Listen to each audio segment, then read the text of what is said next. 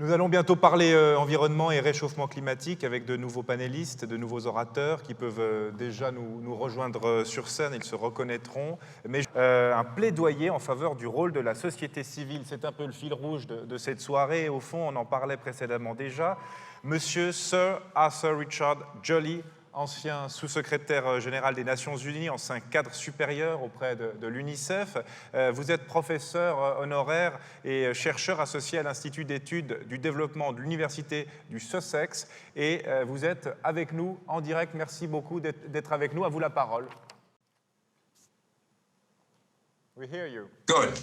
Well, I was asked to say something about the third UN, but let me set it in context. I worked 20 years for the UN, the best years of my life, and 15 with UNICEF, seeing programs all around the world for children, and then for 5 years with the Human Development Report of UNDP, which is still the most publicized and quoted of all the international reports. And it was a great privilege to follow Mahbub al-Haq, who was the founder and creator of the Human Development Report, and indeed much of the Human Development paradigm, with his close friend and colleague Amartya Sen, the Nobel Prize economist.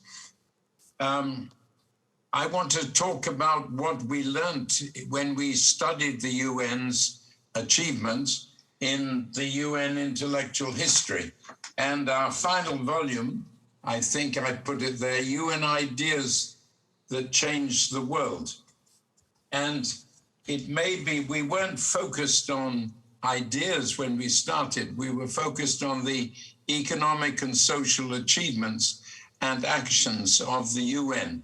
Now, the importance of that is that so many of the histories, evaluations, reports of the UN have focused on the politics, the Security Council, what the UN has done in war and so forth. Important, but still only 20% of the UN's work. And 80% of the UN's work has been in areas of WHO, UNESCO, FAO, ILO, and others, including my own institution, UNICEF. What we discovered when we looked at the UN's record in the economic and social arena was that there was not one UN, but 3 UNs. And that's the point I want to make. The first UN, of course, is of governments. And governments are important. But actually, in the UN, they're much less important than people thinking of their own countries and their own governments are. Why? Because there's 193 governments in the UN. They can't all agree. So, of course, the big powers have more influence, but not total influence, even if they cared. The second UN is very important, staff members. And staff members in governments and staff members in the UN are also important, perhaps often in the UN more important than governments. But it was the third UN that emerged from our studies as critical when we were asking what were the initiatives taken for the UN, where did the UN get its ideas from, and so forth. And if often it was not from governments, they were all disagreeing if they were there.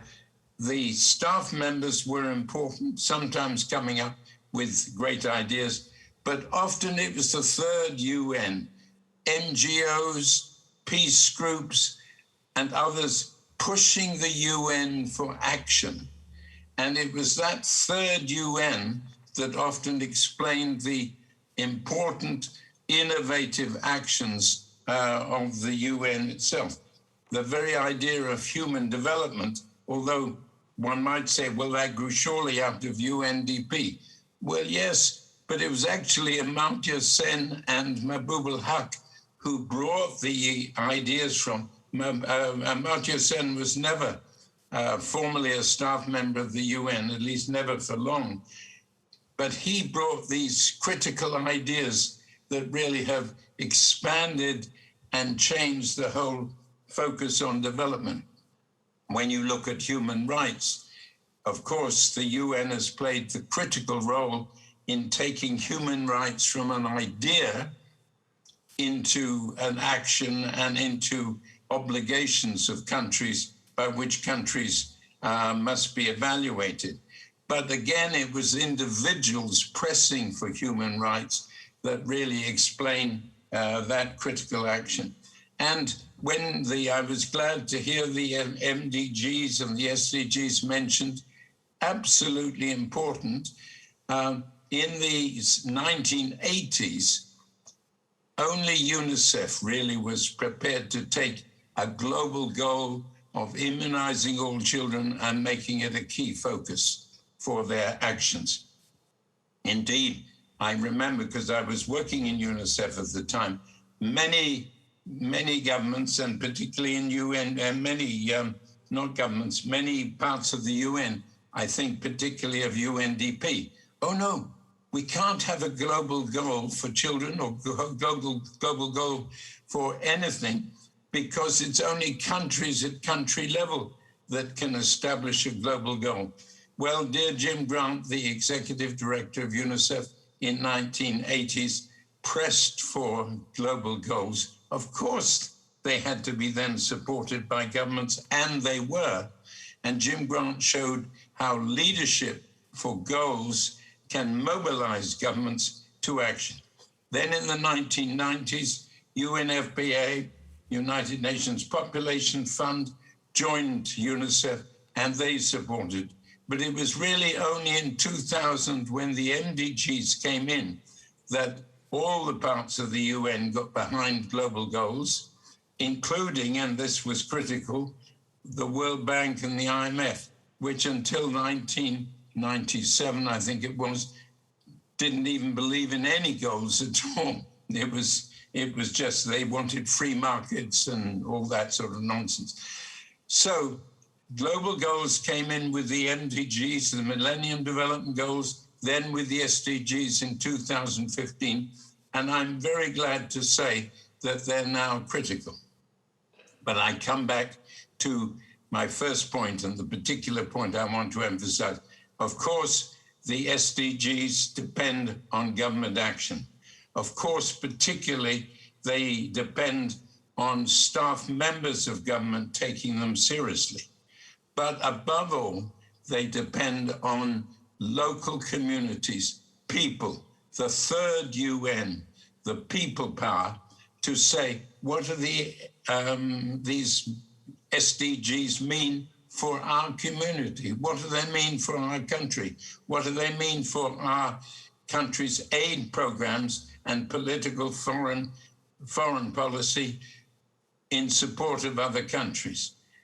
It's the third UN that is critical. And I hope all of you listening say, what's my role in mobilizing the third UN in my part of the world or in my occupation? Thank you.